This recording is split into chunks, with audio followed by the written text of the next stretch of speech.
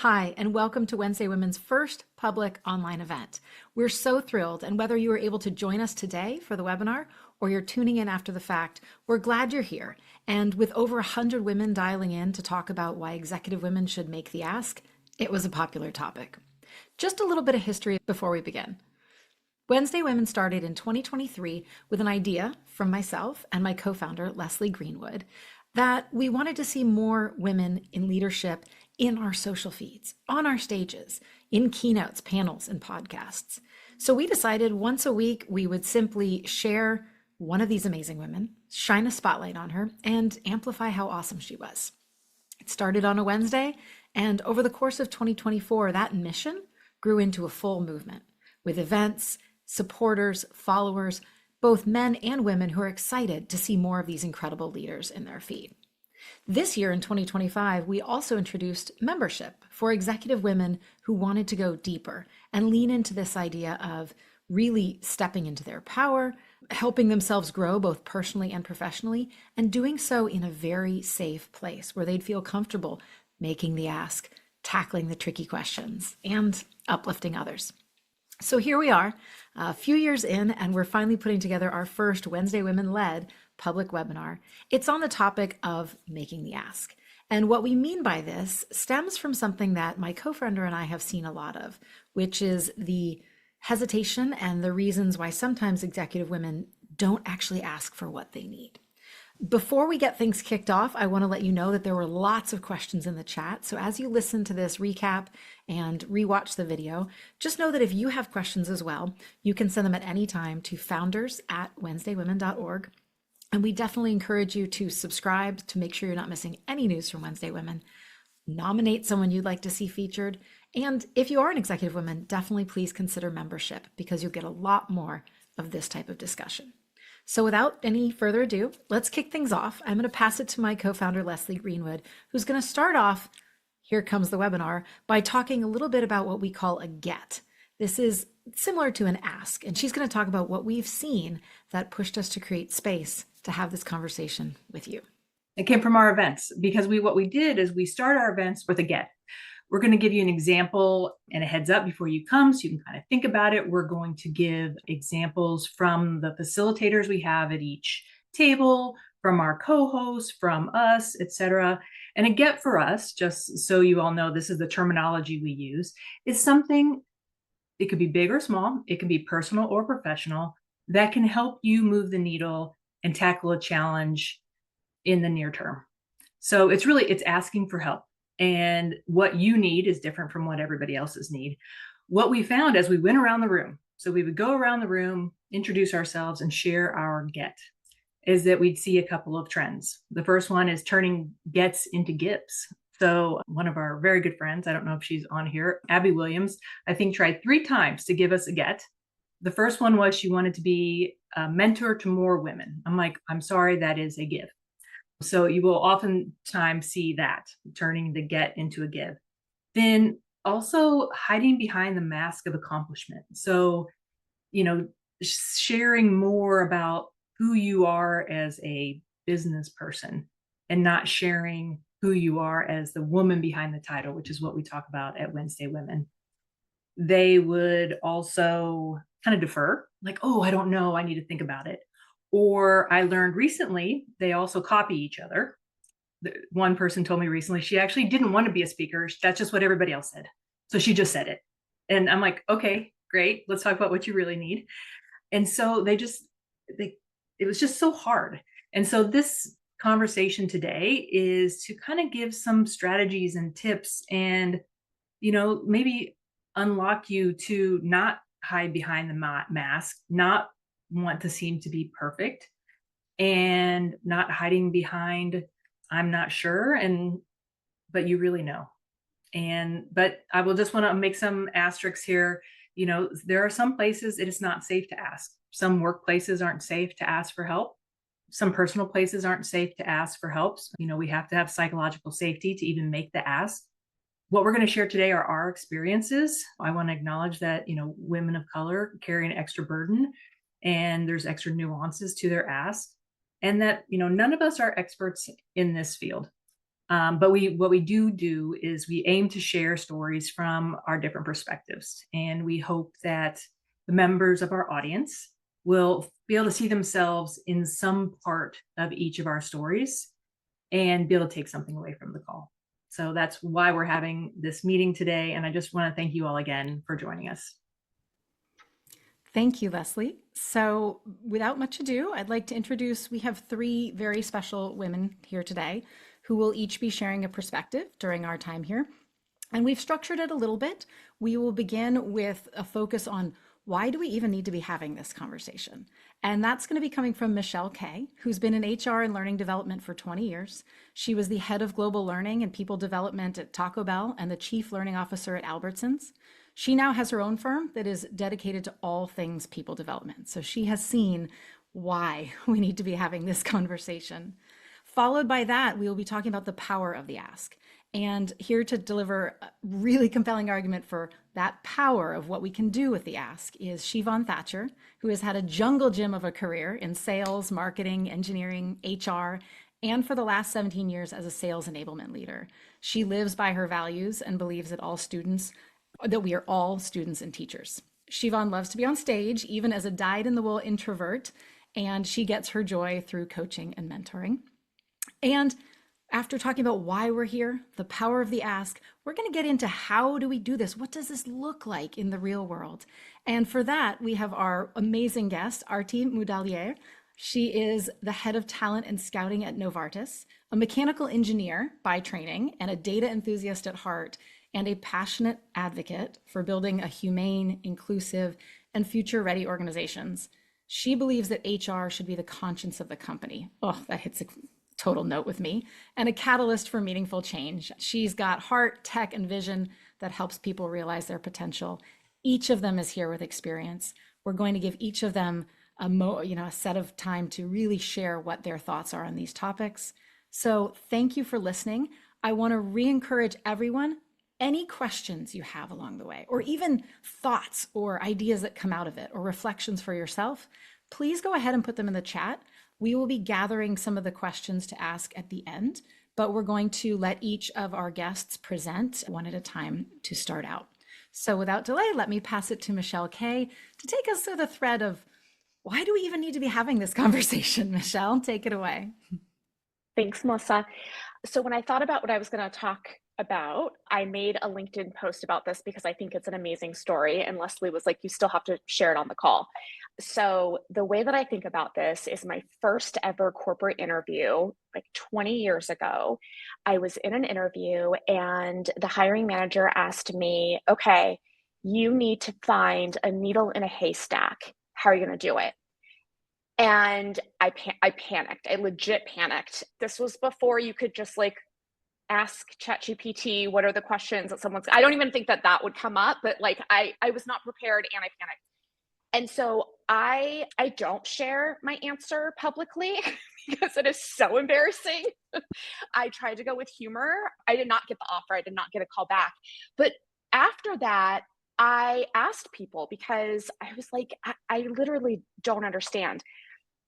100% of the men that I asked that question to assumed that they could use something to help themselves. 90% of the women assumed they had to do it on their own. And I found that fascinating. And for about 4 years, I really was like, I'm going to write a book called The Needle in the Haystack, because what is happening in our society, what is happening in how we raise women that are fundamentally different, where we feel bad, where we assume that we have to do it on our own. And why does it come so naturally to men to just assume that they can use other people, tools? And so I find that fascinating. I would love to tell everyone on the call that experience early in corporate made it easy to ask throughout my career. It has not been. I think that everybody I talk to continues to say they feel bad.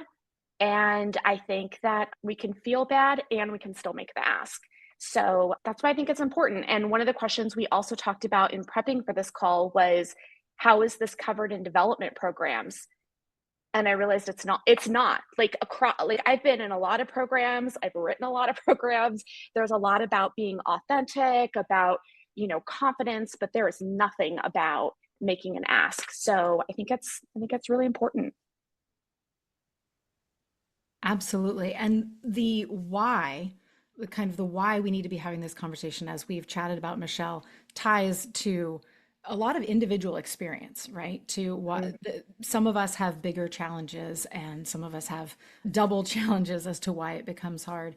Can you speak just a little bit to your experience for, actually your personal experience for why in the world of not making an ask, what can you do to convince yourself that you should make that ask? What are some of the things that maybe someone could tell themselves to get past those barriers, or to start thinking, to convince themselves there is a reason why I should make an ask?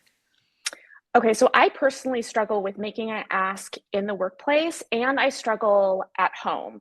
So, for those of you who don't know me, I'm a working mom. I have two boys. They're 15 and 17, but I think I've had, almost close to a couple of mental breakdowns over the years being a working mom. And I think the biggest thing that has really helped is something that I learned in therapy. So I hope to save everyone on the call thousands of dollars in bills. But something that helps is, what is the goal? Because that helps me personally reframe it. At home, the goal is to make sure that the kids have dinner, to make sure this happens. The goal is not to feel less guilty in the moment. The goal is not to hide behind my own discomfort. The goal is always in service of something that is usually not only benefiting me, but also benefiting others. And so that has been something that I consciously have to do, but has made a huge impact. That's really lovely said. And also feel free, folks, in the discussion, definitely feel free to pop any questions in there as we go along for Michelle. What I'll do is I'll transition us now from this important why. And thank you for kind of sharing that eye-opening stat about the difference in what men, might tend to do more, and we are generalizing, versus women. I'm sure quite a few of us feel that deeply and have experienced that. I'd like to pass it on to Sheevaun now to talk a bit about the power of the ask. When we actually step into it and we do make the ask, what can it do? Tell us about your experience, please. So, as I mentioned in the intro, I am an introvert. And as an introvert, and growing up in the generation that I did, I am a late stage boomer.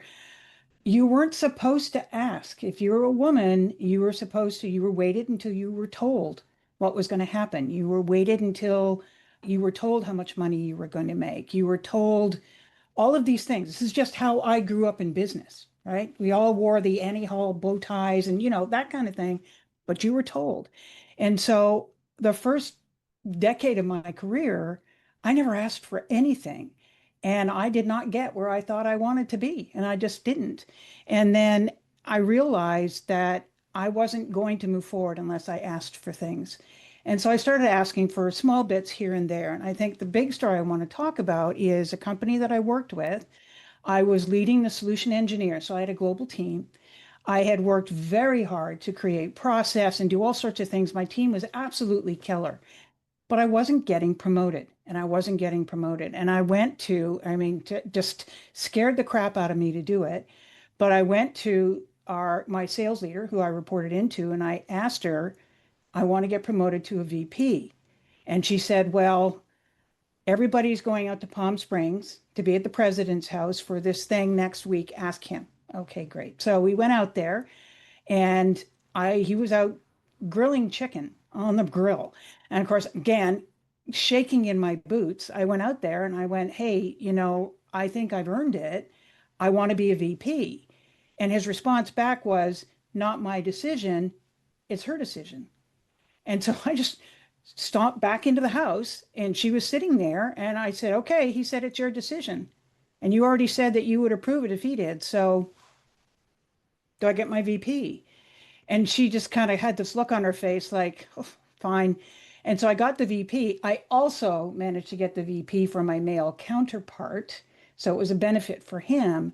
But this was the first real indication that I got that when you do stand up for yourself and you ask for something, you can get moved around and turned around, but there is a way. If you ask, maybe you'll get a no, but man, what happens if you get a yes? right? So the ask to me is all around the psychology for asking, right? And there's two parts of there's a person who's asking and there's the person who's being asked. And it really does do two things for both sides of it. From the person who is asking, it shows a level of vulnerability. Now, as women, we think, oh my God, we can't, we'll be thought of as weak, we'll be, no, no, no, no, no. There's vulnerability because what vulnerability does, it builds trust. When you show vulnerability, it builds trust, and trust is the number one thing that keeps teams working together and keeps it going well within business. The other thing is you're telling that other person that you're asking, I value you. I value your experience. I value what you are going to tell me. And again, that starts to build that bond, that trust. And lastly, we again have this notion that we have to do it all ourselves. If you do it all yourself, it does not build teamwork. It does not support leadership and those kinds of things. So what it does is it quiets that, right? Because now you're asking for help. On the receiver's end, and this is what was fascinating to me, is you're immediately telling that person you're asking that they have confidence and competence and purpose, right? It gives them that feeling, oh my goodness, I can help somebody. This is awesome. When you don't think you're doing them a disservice, they love that. And most people do. Some don't, granted, but most people do. What's also interesting is this actually creates what's called the IKEA effect, is that people are more invested and see more value in something that they helped build than something that's just given to them. So if they're helping you build something and they're a part of it, that gives them more value in what it is you're doing, and they're going to support you more in that. And then the last thing it does, and this is legit, is it actually gives them a bit of a high, right? There's a dopamine hit. There is an oxytocin hit when somebody asks you to help. And so it totally reframes it for me when I think about it that way, in that it really is a two-way psychological bridge, right? From the asker, there's support, trust, perspective. From the person who's being asked, right? They're gaining purpose. They know they're being appreciated. There's a connection, right? And it also builds confidence. Let me tell you a story. I was in preparation for this. My oldest son is just graduating university, and he and I actually had a conversation the other night about asking.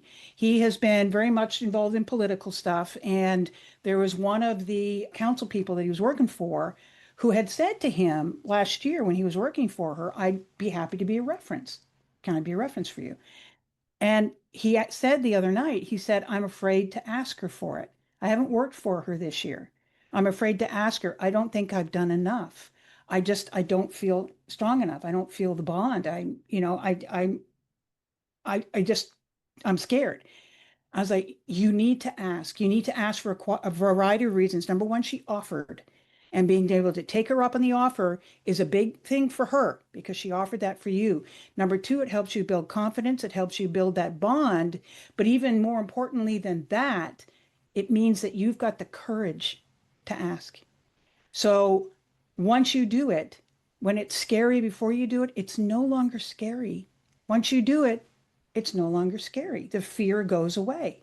And so it was talking to him, even early in his career, ask people for help. So it's not just women, right? Men are in the same position. They're in exactly the same. Those coming out of college right now, those that are just starting their careers, they're afraid to look like they don't know. That's the other thing. Whenever I do presentations, keynotes, I'm up on stage and I get people to repeat after me, I'm allowed not to know. I'm allowed not to know. And repeat that to yourself. Write it on a sticky note if you need to and put it up there. You're allowed not to know. You're not allowed not to find out. And so that's part of it, is being able to do that. Now,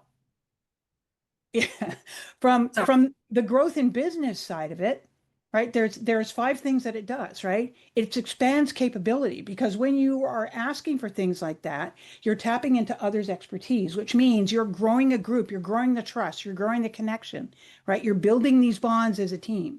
So that's one thing that it does. And when people ask each other for help, it does that. The psychological safety behind it. When you ask someone for help and they say yes, that bond is in, and you've got that psychological safety that it's okay to be vulnerable. Now, there are going to be times when people say no. And that is hard, right? If people say no, But all that means is not now. It doesn't mean no forever. It just means not now. And there are ways to manage it. And I'll talk about it at the end of this. There's some resources that we have that can help with that as well. Accelerating development. When you're asking for help, people will come out of the woodwork to be mentors, to be coaches, to help you move forward. And the people that I coach, the ones that I go out of my way to help, are the ones who reach out to me and say, I want your help. I want my career to grow and I'd love your help, right? We always talk about, as women, we have to remember that as we're going up the ladder to put our arm down and help people up, from the folks that are just starting to climb the ladder, look for the hands. Look for the hands that are up there. Put your hand up. Ask for help. You have to do that. We all have our day jobs. We're not always looking to see who wants help. So it's really important for that. Collaboration and culture, right? When there is a culture of openness and asking and people helping, that is a very different environment than the toxic ones that are created with, I have to do it all myself. I have to hit perfection. I can't help anyone for help. Otherwise I look weak. It's not weakness. It's actually a bond that creates strength around all of that. And it creates influence, right? It's influence. It's not dependence. So you're influencing others, not only by asking, but also when you respond when other people ask. So I know that's a lot. I mean, I like to, there's a story I love to talk about, and not my story, but I read about it. I thought it was very funny, is when you get into that kind of environment, it's like trying to open up a pickle jar, right? And you as a person, you start to get it open, but you just can't get it open. So you ask someone for help. Well, that person, probably already partway open, that person goes, opens it up, feels like Wonder Woman because of all the help that they've got. And now you both have pickles to put on your sandwich. So it's a win-win either way, right? So asking for help and being strong in it. It's okay to be scared. It's okay to be nervous. It's okay to have the fear around it, but just do it. Because a lot of people are like, well, what if I ask and they say no? I'm like, what if you ask and they say yes? That's what you're striving for. That's what it does in business. When you get that yes, you've immediately created a bond. And this person that you asked will ensure for the rest of your career that they are there to help you. So beautifully said, Sheevaun. And I especially love your reframe of not just being not afraid of the ask, but as leaders, as a lot of the women here on this call are coming from this executive perspective, you listed so many things it creates: the collaboration and culture, the trust, the psychological safety. If we have to think about it as leaders doing something good for our organization to unlock that ask, so be it. Then we're setting the example for others. Beautifully said. And I think we will all remember the pickle, although we don't have pickle emojis, Leslie says. Yeah, don't use pickle emojis. Anyway, yeah. So, I mean, even as leaders, as you said, it's having that vulnerability, because as leaders, we have been told that as leaders, we have to know everything. No, you don't. You don't. And in fact, you'll get a stronger team, you'll get more support, and you will actually be a much better leader if you ask people for help and you show that vulnerability, that as a team, we can solve anything. But you don't do that by believing you know everything yourself and being afraid to ask. Perfectly said. Let me move. We're going to shift now, and there's going to be lots of questions coming in because I already have two that I'm still waiting to follow up with Sheevaun, but we'll save to the end. Aarti is going to tell us a little bit now, kind of moving into this real world of, okay, so how the heck do we do this? So starting out with some stories to share of her own experience, I believe. Thank you, Melissa. And Shivamji was fantastic. I was just jotting down notes, pearls of wisdom you shared from your experiences.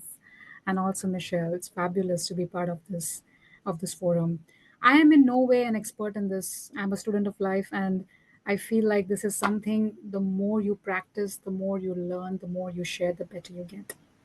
So I had a realization a few years ago, similar to my panelists here. I grew up in Eastern family background surrounded by amazingly powerful women, starting from my grandmother to my mom to my aunts, super successful in life. beautifully balancing, their personal lives and their professional lives. That's what I thought, looking at their lives from outside. And as I grew up looking at them and watching them, their story became mine. When I reached adulthood, I realized the toll it took, especially on my mom, on being trying to be everything to everyone and trying to do it all alone. It is then I realized that this was a facade that we somehow grew up with, to say, you know what, we are in charge, we always in control, which was not serving at least my story well. So I ended up having their stories become my stories. I had their approaches become my approaches. And somewhere as I was growing up in my own career, I realized I was using those stories to inform my perspectives in my professional life. So for the first 10 years of my career, it was all about, I have all the answers, I am the expert, I have what it takes to be where I want to be, I don't need anybody, I'll figure out this out on my own. And I did reach a point where it led to a burnout. I grew up into roles to my inadequacy. I remember having this role given to me, which was a massive global role, which included a problem I had no idea what the solution was.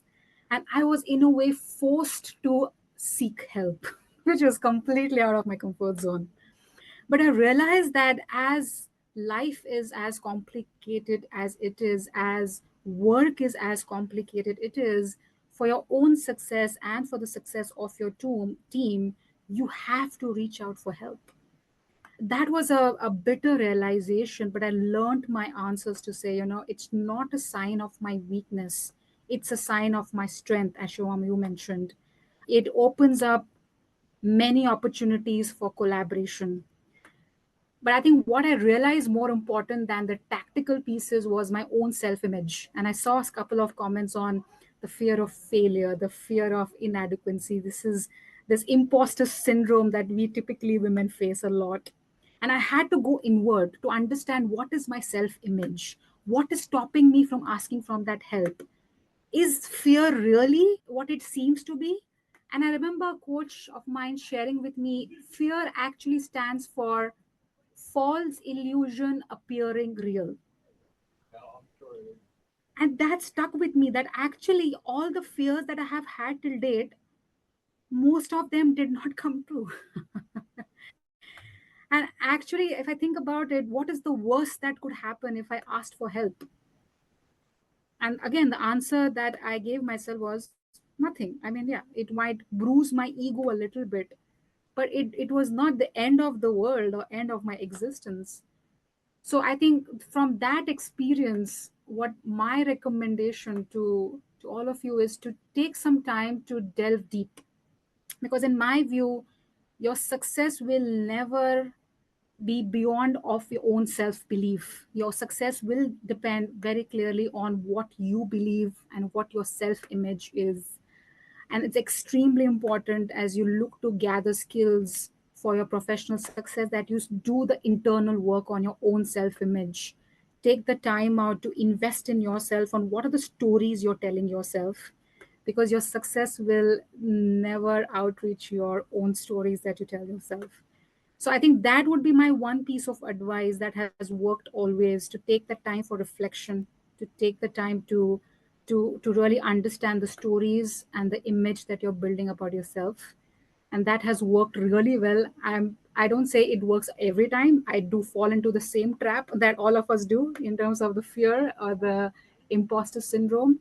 But allowing for that space to understand what you're feeling, understand your own stories, which are often, like I said, false illusion appearing real, really helps to build your own playbook on how you build your own strength to ask.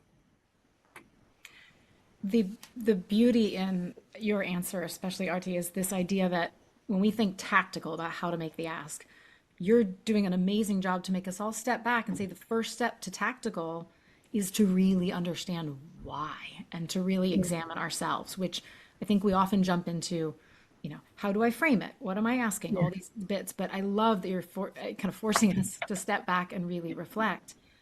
The question I may have for you before we open up a broader Q&A, so everybody please put your questions in the chat if you hadn't heard that, is really when it comes to you've had that self-reflection and you're feeling like you can stand in your power, what are some of the ways that you've seen, and I might open this up to all the speakers as well, the ways that you've seen an ask really work? Because sometimes I think we've had some great stories in chat, going and asking for something really big, a promotion, may not be the easiest thing to do. What tactically can we do when we think about asking for things that may look different? I mean, there's a lot of different asks that we can put out into the world. What have you seen work or help people to do so more often? So Melissa, for me, it always starts small. Start small with small asks. I'll give an example. So I did have an ask for my team to not schedule meetings on Monday mornings between 8 to 11 because I like that time for planning for my week, become much more intentional. And I really like that uninterrupted time in my calendar. So that was a small ask to my team to not schedule those meetings if possible. Of course, there are situations where it's not possible, but starting small with your maybe family, your partner, your child, your team, starting small with an ask and also being very strategic on why the ask, I think helps build the muscle to then, to your point, ask for bigger things like a promotion or other things. Michelle, that I'm actually going to bring around to you. A question was asked to the same idea, specific examples of things we can ask for. I love the specificity of that, Aarti. That's something that we all think, oh, I should tell my team, but I didn't. And you did. Michelle, a question was asked, you had mentioned about asking with purpose, kind of making these asks that have a little bit more kind of purpose to them. Can you think of a specific example that might kind of show that purpose or having purpose behind it? I thought that was a lovely question. I think that a story that doesn't necessarily have the happiest ending from an ask, which I think is even sometimes helpful as well, because it's not all like rainbows and butterflies, right? Is that I asked to get an official title change at one of my organizations. And my boss said, oh, well, we can't do that because of X, Y, and Z. But just know that I see you as that title. And I was like, bullshit. This is literally never happening. And it really forced me to read the tea leaves of the organization that it's not happening. They are not giving me this title change. And so I think that even because I saw in the chat, somebody said that they had made an ask and it didn't go well. I think that that's okay too. I think that you can learn something. You also are practicing, but yeah, I think that the purpose out of that originally was to get a title change, but the bigger purpose ended up being realizing where the politics were in that organization. Beautifully said. There's some great questions coming in. I want to stay on this tactical bit for one more round of questions. And I'm going to ask each of the speakers to give us a really hands-on, a tactical thing that each of us on the call here should think about doing or might unlock us in terms of going out and making these asks, whether they're going to be met and fulfilled asks or whether we're going to get a no. So maybe, could we start with you since you've disappeared on my screen, but I know you're here somewhere. Yeah, no, I'm here. I'm over here. Yeah. Leslie's got to find her. Here we are. Yeah, I mean, there's all sorts of different types of asks that you can do in business, right? And there's lots of different ones. So if I've got the expertise ask, which is pretty standard, right? I mean, it sounds something, phrasing is important. You've got a lot of expertise with whatever that is. Could I get your perspective on this? Now, a lot of times they'll go, oh, thank you, and give it to you. But sometimes they're going to say no. So how do you answer with the no? The no I've got is, I understand. Thanks for considering. If you think of someone who would be a good person to ask, I'd love a recommendation. So that's a case where you got to know, but it doesn't mean the conversation's over. Right? So remember that the no's aren't always no's. The no's can be not yet's or the no's can be not me's. So that's kind of the tactical is ask, and if you get a no, reframe to see if someone else can help. Good. That's a fantastic one. I love that idea of practicing your answer to a no, knowing what your answer will be if the no comes back. That's really well said. Michelle, you're still on my screen. What's your tactical, everybody must do, jot this one down idea? Okay, so Sheevaun already said this, but I'm going to say it again and add a little bit to it. But Sheevaun beautifully said earlier, you think, what if they say no, but what if they say yes? And something that really kind of helps train your brain is that for every time you find yourself, what if this happens? What if this happens? You force yourself to give the opposite of that. I want to say positive, but in reality, it's not positive or negative. It's all morally neutral. So if you think that, like, I'm going to get a no, but what if I get a yes? I'm going to feel embarrassed. What if I feel fine? I've never done this before. Find a place where you did do it before, right? I mean, I used to make my kids, if their order was messed up, I would make them go up to the server, or if we're at like a quick service restaurant, go up to the counter and explain to them that their order's wrong and to get a new order, because like even small things like that kind of desensitize you to a spiral that some people, I know myself, can get themselves into. So forcing yourself to see the opposite of what you're assuming. Well said. The assumptions can be paralyzing. I absolutely agree. If you're, especially when you're doing asks over email or text or something, you do not get tone, body language, any of that. And so you have to make sure that you are not making stories up in your head about why they said no, or not yet, or not me. You just can't make those types of assumptions. Otherwise, as you said, Michelle, you just spiral down into your bathtub with a glass of wine and some candles. Melissa, can I add one more quick one? Please do, yes. Because that reminded me. So something that I do is that I know that the research says that women need to be seen as warm and competent. I am very direct, but email, it's so easy to throw my email into ChatGPT and say, remember, I'm trying to sound warm and competent. Make this email sound warm and competent. And then bring, and then you know what? I didn't have to struggle for an hour. It's just there and you can send it. Take out the M dashes, add 3 dots instead, and you're good. I love that so much. There's also, by the way, as we're going to go to Aarti for her tactical idea, there's also a lot of other ones coming in the chat, which are great.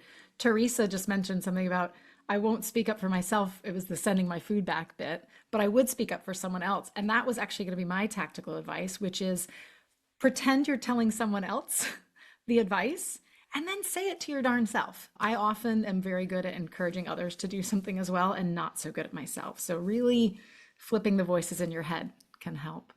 Aarti, did you have a tactical one to join in with?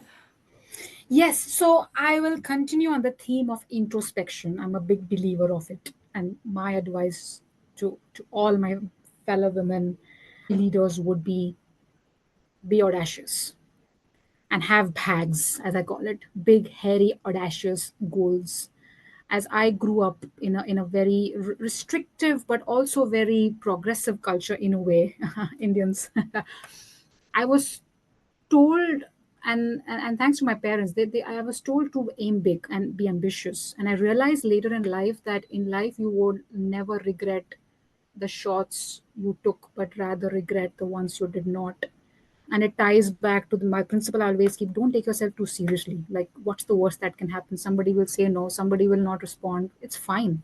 Life moves on. So I think being audacious, being clear on what you want, having big, hairy, audacious goals, one life to live, I think is my way to kind of create the life that you truly deserve, and don't take yourself too seriously. Beautifully said. I want to call attention to one of the questions that came up earlier. I thought this one was really nice because it's challenging this idea that if we ask, things can become transactional. And that actually in our world, sometimes asks feel transactional. That might even be a reason why we're not making the ask, because we don't want to come across as transactional. The question was asked, does anyone feel like there are friction points around seeking help in that so many people seem to be monetizing help? So you could pay for coaching, or you could pay for a mentor, or you could pay for feedback. How do we kind of find a way to ask for things when in a lot of situations that might be something that you would otherwise pay for? It's an interesting dynamic. I think we can obviously, well, let me open it back up to the field. And Leslie, you're in on this too, if you have an opinion on that one.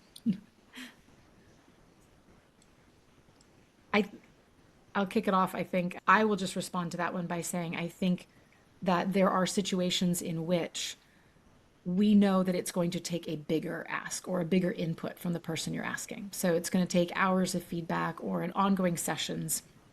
And my general take is whenever you're worried about an ask, break it way down into something very small. A lot of times in our Wednesday Women group, we make it as simple as, I would love to talk with someone who ... So you're not asking for feedback or coaching. You just want a conversation with someone else who's been in this situation, or a conversation with someone with lived experience.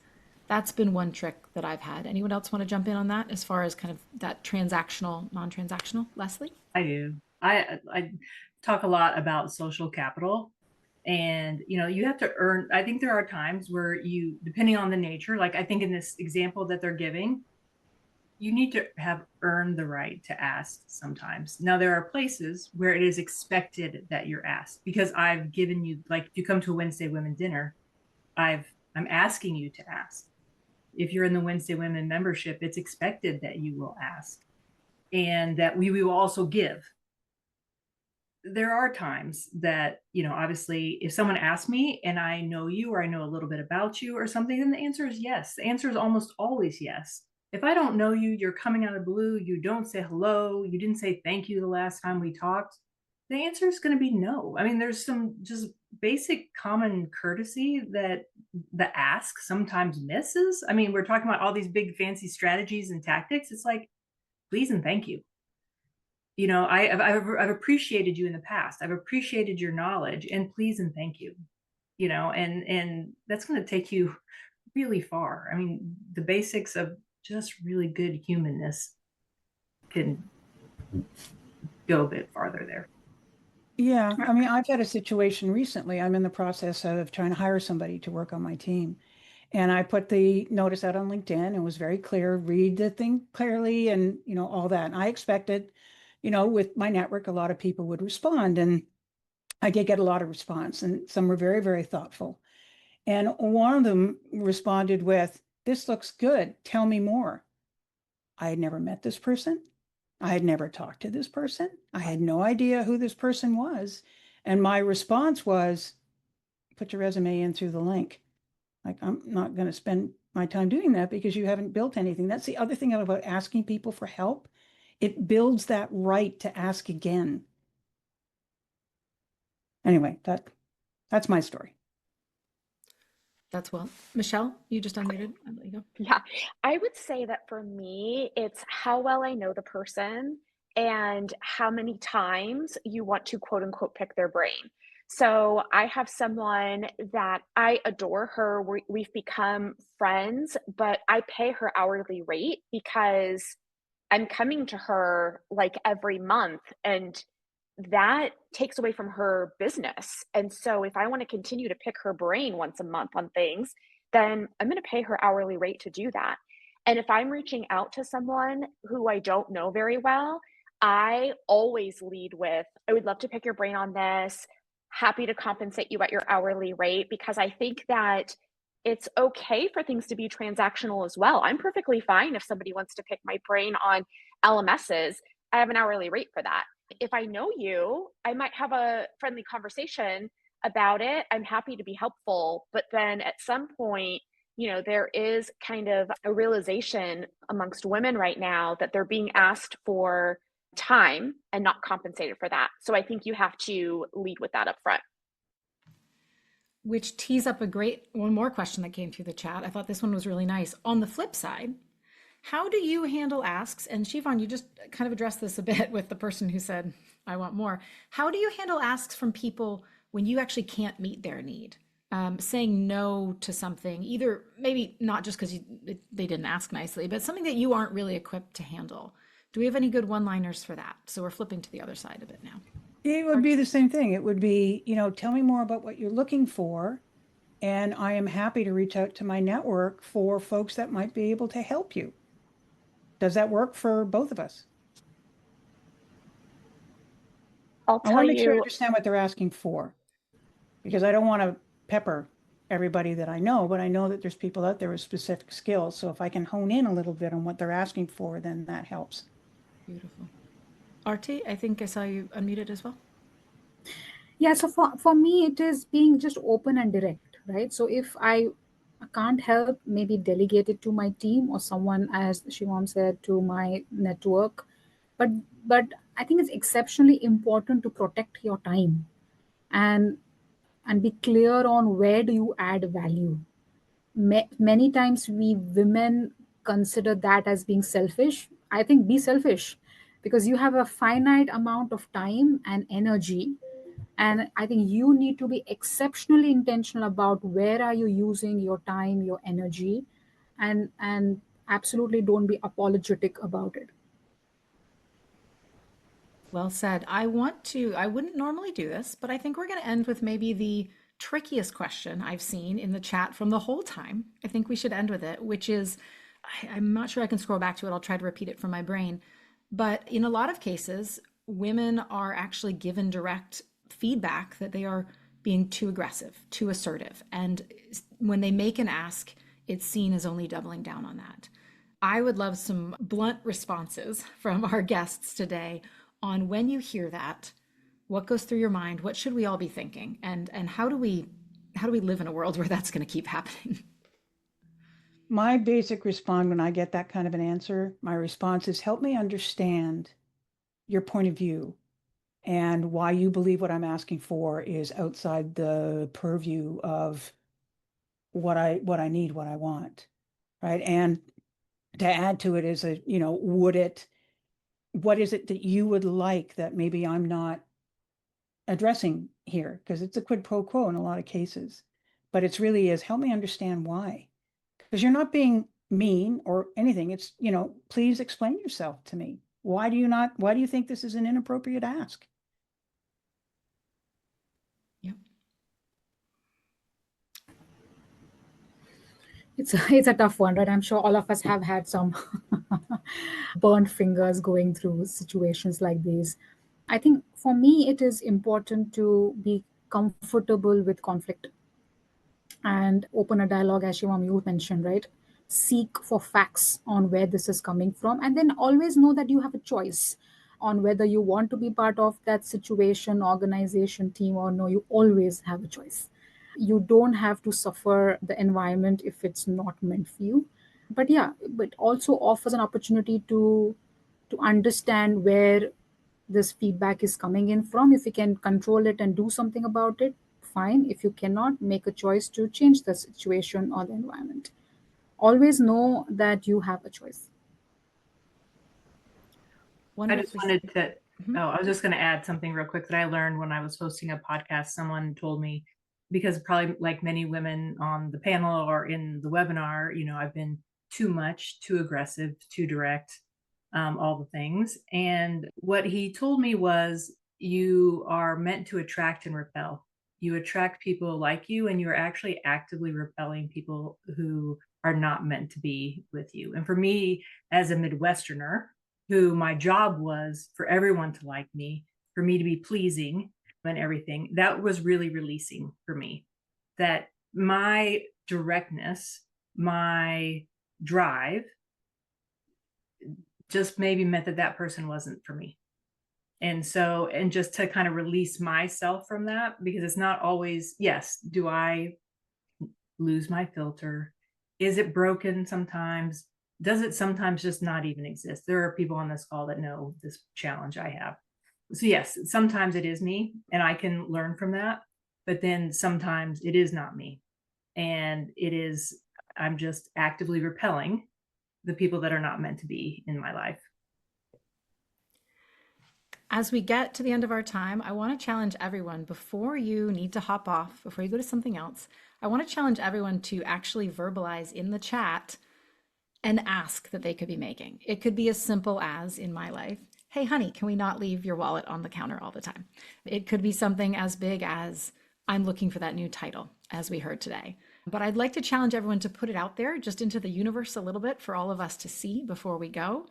We are very excited to continue this conversation. As all of you know, the challenge of making the ask will continue for everyone.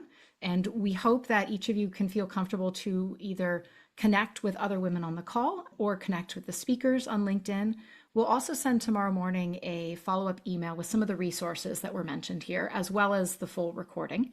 So I hope that each of you will find the time to, if they weren't here, share it with a friend who maybe didn't make the call, or share one takeaway with someone on your team that you think could benefit from learning as well.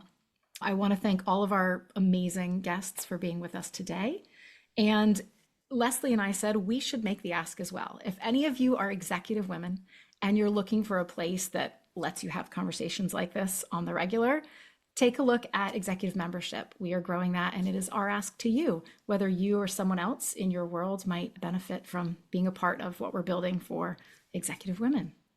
Thank you so much. I believe Leslie and I will actually stay on the call if anyone wants to hang out and chat with us. Otherwise, we know you're all busy.